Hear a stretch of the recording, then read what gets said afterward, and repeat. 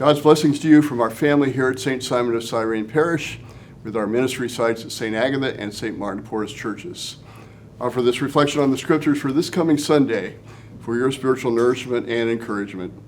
But before we begin, let's take a moment just to recognize God's presence in each of us and to give thanks for all our blessings.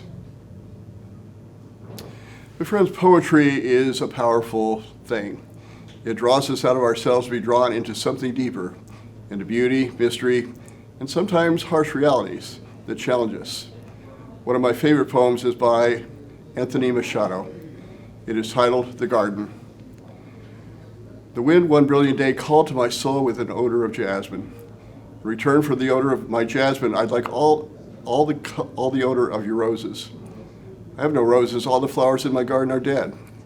Well then I'll take the withered petals and the yellow leaves and the waters of the fountain. The wind left, and I wept. And I said to myself, what have you done with the garden that was entrusted to you?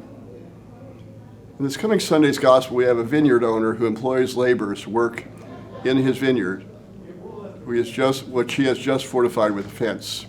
When a representative of the owner comes to collect the master's harvest, the laborers beat him. The second representative is beaten as well.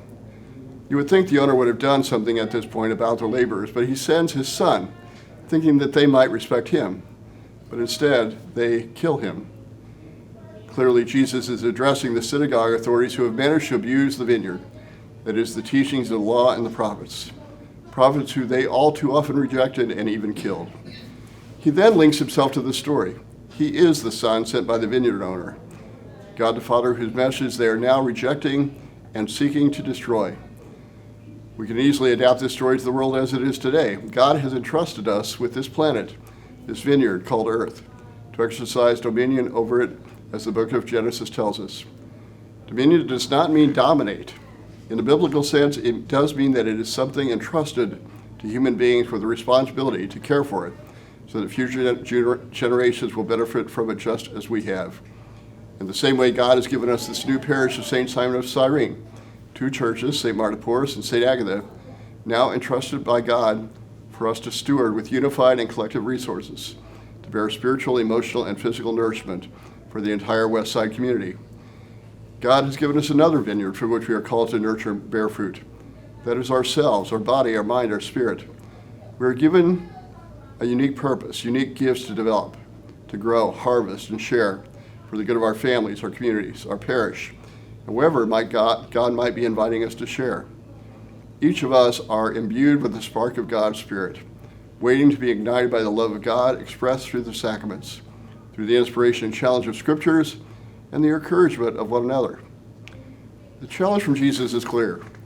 Will we acknowledge our planet, our parish, ourselves, as gifts from God to steward in a way that will bear fruit for the world? Or will we selfishly squander the body, mind, and spirit God gave us? The good news is that God is forgiving, always ready to give us a fresh start. God offers us the love and grace, all we need to let go of past bad habits and sins that prevent us from being who God uniquely created us to be. It's not too late. Will you cultivate, water, and tend with love the garden entrusted to you? On behalf of the Catholic Christian family of St. Simon of Cyrene Parish, I want to invite you to join us this coming Sunday for one of our two Masses, 9 a.m. at St. Agatha or 11 a.m. at St. Martin de Porres. Both services led by our contemporary gospel choir. The services are live streamed and available for viewing afterward online. We welcome your participation in our community prayer, praise, and thanksgiving. Please take the time to share this video with others. It's a great way for you to evangelize. Thank you for all the ways that you continue to allow the Lord to work through you, with you, and in you.